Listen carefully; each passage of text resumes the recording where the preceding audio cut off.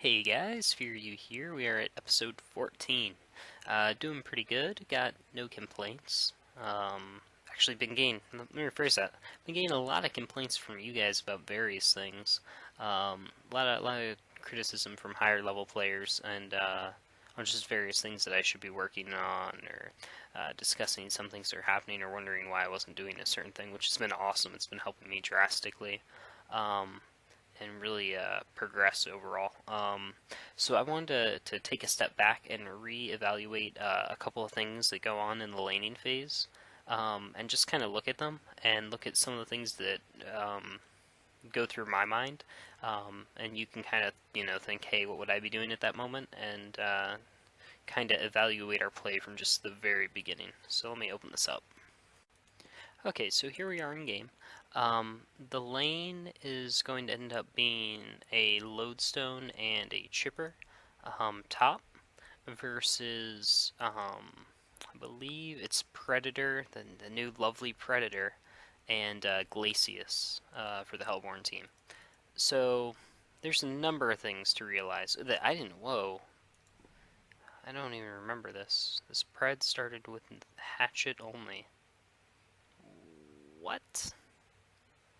I didn't even recall this. This is actually really bad on my part. I should have noticed this. So the first thing that I'm really bad at noticing is these starting items. Um, this Pred has hatchet only, which means any harass you can get on him is really important. Glacius also only has, Glacius has has 6 stacks of Runes of Blight. Chipper only has 3 stacks of Runes of Blight, and then I've got the Buckler and 3 Runes of Blight. So when you're evaluating this, man, there's already so much to discuss. So the first, when you're like looking at your various targets, one of the first things you should be looking at is, okay, who doesn't have that much regen? How much regen do they have total? I actually played with like a number of people that I played with this one guy that went boots first. The reason you pick up that early regen, and usually 2 stacks of it, is because it allows you to stay in the lane longer, and if you get harassed, which is going to happen if you're versing a good opponent, you need to get yourself back to full health, whereas, let's say, for example, this chipper only has 3 stacks of Runes of Blight. If, once he chews through these 3 stacks, if he gets harassed, if he goes down to half health, he's going to have to back up and, courier a health potion or something, which is really bad. You don't want to waste that time. So make sure you have that early regen. So as far as how this lane is playing out, typically, what's bothering me about this chipper, you'll notice, is he's attacking. He's not looking to harass for the most part. He's just been attacking, which is really, it's just frustrating from the point that, like, you'll notice this Glacius will attack every time I go in for a last hit. Like, anytime I go in for the last hit.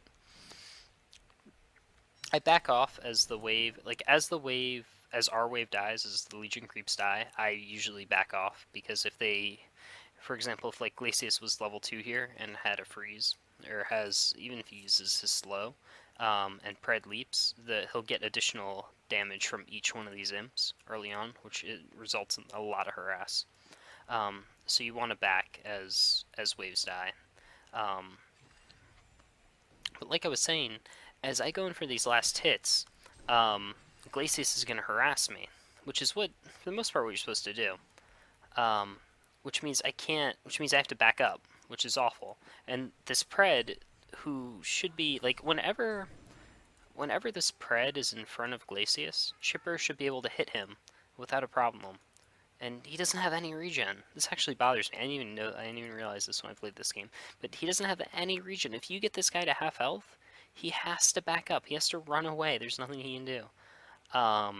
Which is, I mean, come on. That's basic. But this chipper needs to harass. I'd like that he's using the rockets to harass. I wish he would land them more, but that's what he should be doing. The enemy team is also pushing this lane a little bit too heavily. Getting lucky with these rockets. But you're gonna notice he's soon gonna run out of regen.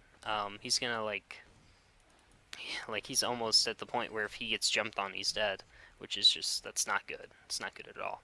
Um, and I mean, this is okay harass here. I just wish he had harassed this predator earlier. Um, I mean, it's pretty upsetting to be honest. But now that they've pushed the lane up, we're gonna get some decent free last hits here, which are nice and definitely handy. But uh, this lack of harass from this chipper and him he's pretty much just auto attacking various creeps. Um, it, it's going to result in early deaths for our team, which is, or I should say, for this lane, and we're going to lose lane control at some point here, um, which sucks. And mind you, when I say lane control, so I guess there's two things. There's lane positioning and lane control. Lane positioning is where's the lane? Is it pushed up near your tower here, or is it pushed up over here? And then lane control is, you know, who is getting the substantial amount of last hits in that lane. If you had to say that lane is currently controlled by Hellborn or Legion, who would you choose? And what you're trying to do in this early game is get lane control. Um, but you can't you lose lane control if you can't stand in the lane, which is what's happening. Like every time I try to go up, I'm not getting any help from this chipper, which is kind of shitty. Like we've almost already lost it in a sense, just from what was available early on, um, and what he could have done to that predator, which is what's frustrating. Um, and he's literally out of regen now, so if he gets attacked, that health is gone until he gets himself a courier potion, and I have one rune left. And I mean, this can be seen in the GPM, I'm sure. And now we're just losing health here. That we're pretty much at the point where if they jump on us, we're dead. Um, okay, so obviously a lot has gone in or gone on in this first 4 minutes of the game. And I just kind of wanted to take a look at what would be the easy fixes. Obviously, when Pred goes into last hit, if Pred is in front of Glacius, Chipper should just easily be able to auto attack him all day long, all day long. There should have been a lot more harass on him.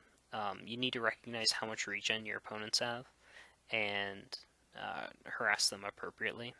And that's just really. If you get rid of your opponent's regen, or get them at low health and they get out of position, you're going to kill them, and usually once you kill them, you have a pretty strong laning presence, and the opposing team needs help, and that's ultimately what you're trying to gain, particularly in these dual lanes. And this was a pretty standard one. So I'm going to throw you guys back in game and let you see the result of what had happened from this first phase. Okay, so I just wanted to pull up the hero damage for a second, just to let you guys actually see this, and the percentages. It's pretty bad. That Glacius has been doing a great job. Obviously, me and Pred are respectively at 0, and Chipper's at about 10%.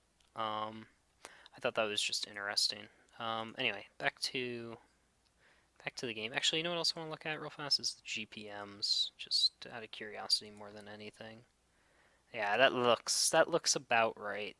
Pred's been getting pretty good farm, and my team is just doing bad all across the board at this point, man.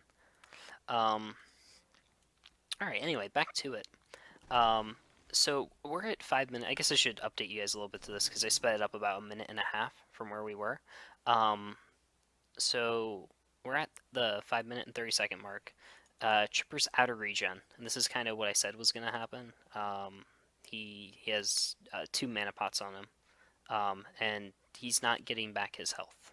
Like it's not going to happen. Same thing with me at this point. I've lost a smidge bit of health, and we're in pretty bad position. If he moves up, he's just going to get leaped and die. And now they're just going to get free levels and just keep us out of XP range if they deny appropriately and keep the lane positioned as close to their tower as they can. Obviously, I brought it to this point because what's going to happen is, well, we're going to die. I'm going to save. Spoiler alert. There's a death. So they're just waiting for that. Um, he's only been, he's only had 2 attacks on me already, because he had that health missing. This just wasn't good at all. For amusement's sake, I'm gonna slow this down because I want to know if I land this stun. So I tried to help him. We can argue what I can do here at this point. Like Pred with the armor is this point. There's not much. There's not much I can do. I'm trying to go up and land the double stun. I think I miss. Yeah, I missed Glacius, which is awful. But what are you gonna do? I don't think there's much I could do to save him there. We can argue that. Maybe I could have done more. Someone can point it out. Um, Chipper thinks I should have dived on Glacius. I was never going to do that ever in a million years. I think he was too deep. And now I have 0 lane control whatsoever. They now outlevel us. They're both level 5 or level 4. Why would you stun Brett? I was trying to stun them both. Ugh. Sorry. Gain amusement's sakes. I guess I could have just pure stunned, insta-stunned Glacius and went on him, but I think Pred still kills him. I don't even know if there's a way to be victorious at the end of that, but so maybe, who knows what the best play there was. So I'm starting to realize there's nothing I can do. So what is the solution? What do I do at this point? Like, you're in the solution? The answer, the answer is you do, you leave this lane. You can either ask for help from mid, which I should have done earlier, although he's losing mid pretty badly. And what I end up doing is I head out of this lane, I believe. I actually sit there for a little bit too long. I think after this wave pushes, I end up heading out and heading mid to try to help him. I don't play this right at all. I should have headed. I decided to stack, and I should have headed for this nomad immediately. And that was just a misplay. Anyway, this game ends. We end up pub training, I think, at the end, and we actually end up making this huge comeback. This is where the game is right now as far as GPM. But maybe we'll get to this game another time. We do. I promise you, at the end of the game, they end up, just for amusement's sake. You'll notice their Rax is gone. They concede and we win. I just kind of want to point that out for amusement's sake. But we're only worried about the laning phase. I'm going to jump into another game now so you guys can see another laning phase.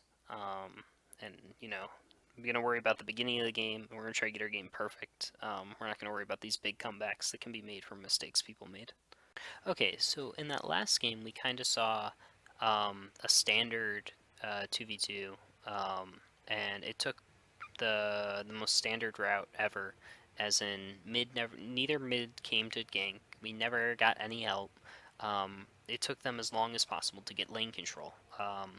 They whittled down our regen really slowly, and then when they had the opportunity to kill us because we were at low health, they took that opportunity and then finally gained permanent lane control at about the 6-minute mark, which is a relatively long amount of time, especially with the way the game's played now, and the speed of it.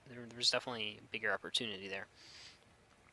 So now what I'm going to show you is a alternate type of lane, where we're going to have 2 range. We're going to be playing a Polywog and a Forsaken Archer versus a Nighthound and a Chipper. And we're going to take early advantages to get lane control faster. The first thing I want you to notice is that when we attack, like for example, when Chipper attacks Polywog Priest, I am going to attack Chipper or Nighthound because I know Chipper's not attacking me. Chipper's attacking Polywog Priest means I can safely attack Chipper or Nighthound knowing I'm not going to get attacked. When Chipper attacks me, Polywog Priest is going to attack Chipper or Nighthound because he knows he's not getting attacked because Chipper's occupied with me. That's a very simple concept. It's very simple. But you'll notice in our last game, whenever I got attacked, my ally in the last game, who was Chipper, would just continue to attack creeps, trying to either deny or last hit, and not getting rid of the opposing team's regen. Or in this case, in that last case, they didn't even have any regen. So now we're going to see this execute a little bit better. So he attacked Polywog, so I attacked back. Actually, I think I attacked a little bit too far there. I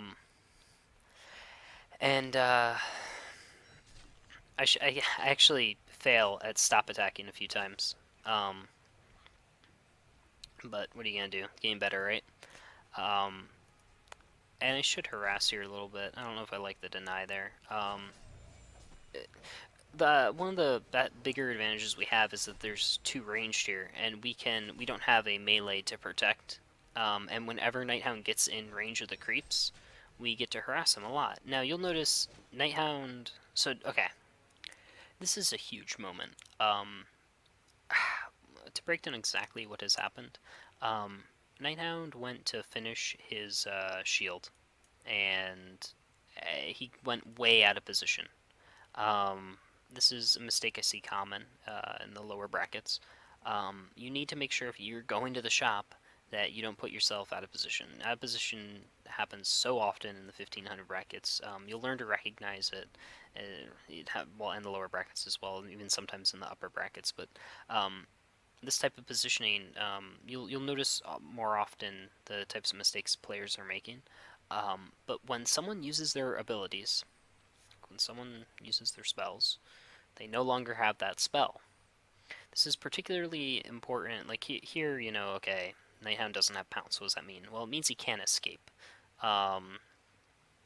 Means if we attack him right now, he can't blink back to Chipper to get out of the wave. All he has left is his smoke bomb, I assume, and that's pretty bad. Which means obviously we're going to take advantage of this. But I just want to talk about this positioning because when people use spells, you need to recognize what it means. The things that people don't often recognize are particularly lanes with stunners, like Witch Slayer or the Pyro Stun. When they miss those stuns, that's if they're in a bad position or even a mediocre position, you can then attack them because they're not going to stun you. Even if all that means is, oh, I'm going to cast a few spells at you because you can't stop me, and then I'm just going to back off, reducing some of your regen for a little while. Usually that's the most defensive approach of it. Obviously, there's the full-on dive, but typically that's usually a good response, just to attack them just for a little bit and just to get their health down, because we saw in that last game how, once they're missing that little bit of health and no longer have regen, it allows you a better opportunity later on, especially if they don't regen it. And even if they do regen it, that means they're leaving the lane, they're going to be at a lower level, and you're going to get that advantage that you were looking for. So, I'm going to play this in a little bit slower time because there are still numerous mistakes made. Obviously, some of them just reactionary, and some of them could be better. But I'm just gonna kind of go over them as I see them. So obviously, right there, if he lands a tongue tie fast enough, he's really out of position. Or Morph, either or. Actually, I believe Morph has slower cast, or can be cast quickly. So that'd probably be the most ideal play, is Morph, and then I'd follow up with my stun, and then he'd follow it up with Tongue Tie. But, Nighthound is quick with the Smoke Bomb, so it's not the end of the world. And then we continue onward. So I'm going to step out, and because Chipper had already had quite a bit of harass on him, he doesn't get to do too much here, and I'm going to throw my arrows, and this time they do land, although they do often miss. And right here, I feel like Polywog stepped up too far. We could have been happy with this. We could have been really happy with this. He could have been out of position. He only has 2 trees left. He's about to use one of them, and he, at best case scenario, he's coming back with 400 HP or something, and he has to stay out of the lane for a while, which means it's just Chipper, which we can manage. Instead, Polywog ends up stepping forward and putting himself out of position. Just kind of get some harass that shouldn't have really happened to him. This shouldn't have occurred. So I see this happening, so I'm going to step up in case Chipper steps up too far. The reason I step up there is if he keeps chasing Poliwag, like you kind of saw Poliwag just chased Nighthound probably a little bit too far. If Chipper does the same thing and chases Poliwag, I'm going to be able to attack him and get some free shots off. So we continue here. Always be aware of how much, how big your creep wave is. Especially early on, I mean, what, 3 creeps is 75 damage, which is more than what a hero does at these levels. So you need to recognize how many of them you have and how many the opposing team has, because that can be a big factor early on. And I believe someone does something stupid here. Nighthound's stepping up too far. I think he should regen, and he steps up way too far right here. Yeah, this was the dumb thing. He puts himself out of position. I mean, that's all there is to this one, is he just puts himself out of position, and he's just gonna get stunned, and then follow up stunned, and he's pretty much dead at this point. And he gets morphed, and yeah, there's nothing he can do. Chipper is again gonna chase too far, kind of like I said the first time. You know, he knows the Poliwag's at low health, and he's also going to get killed for what is essentially his partner's mistake, honestly. And he was just trying to make the most of a bad situation. And when he comes back, I mean, when he comes back to this lane, him and Nighthound are both going to be level 2, and we're going to be slowly approaching level 3. And we pretty much at this point have achieved what we were looking for, which is lane control.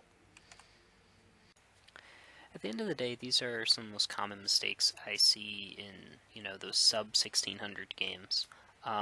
People just are, I mean, it's a combination of overextending, to being too impatient, to putting themselves in bad positions, and, you know, you'll start to recognize these problems,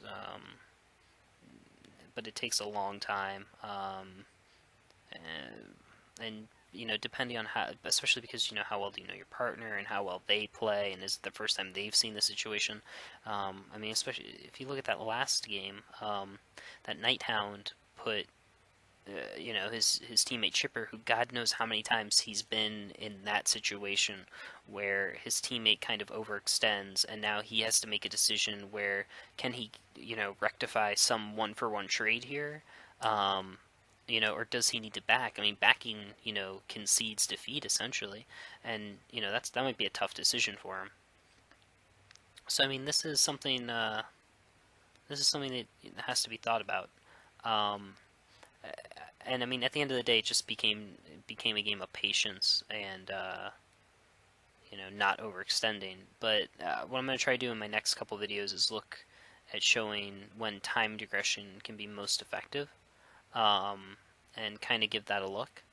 And that's what we'll be looking at. I hope you guys enjoyed this episode, and I will catch you next time.